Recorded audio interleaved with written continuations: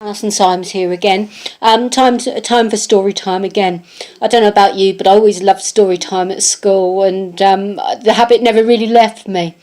I'm going to share from Tripping the Flash Fantastic today, one of my favourites from my new book, and that's Being Yourself. Being Yourself.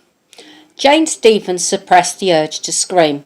Of all the people to turn up in her library, it had to be that woman who took her boyfriend. Jane's Mr. Wonderful, only it seemed he was not so wonderful after all.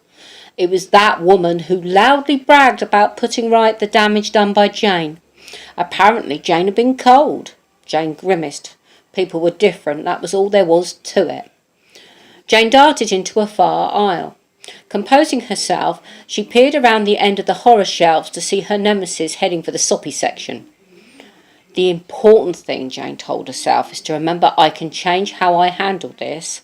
Okay, most librarians can't change their body shape, but hey, if you have the talent, use it. Checking nobody could see her and she was nowhere near a camera, Jane shifted slightly, muttered a few words, and transformed into a snake. She slithered across and circled around her nemesis' legs several times. The scream was gratifying. By the time Jane's nemesis came back with her immediate boss, Jane was herself again. Now, the inspiration for that story was classic What If. I'm a great believer in using Kipling's 6 serving men of what, where, how, who, when and why, and I hope I haven't forgotten one, I normally do.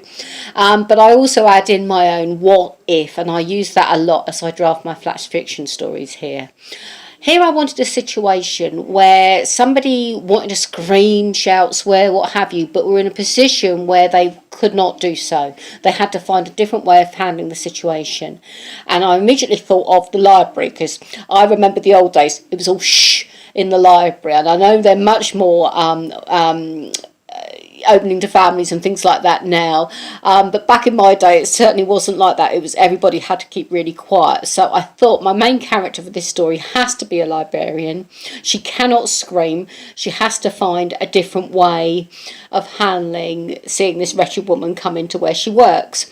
And then the line came to me about her being cold, and I thought, well, what if Jane really was cold? She really did have cold blood. What would that indicate?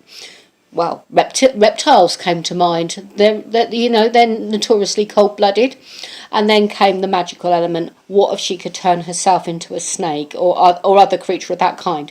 And that's how the story came together for that one. It was great fun to write, and my sympathy is very much with Jane on this story. I hope it is for you too.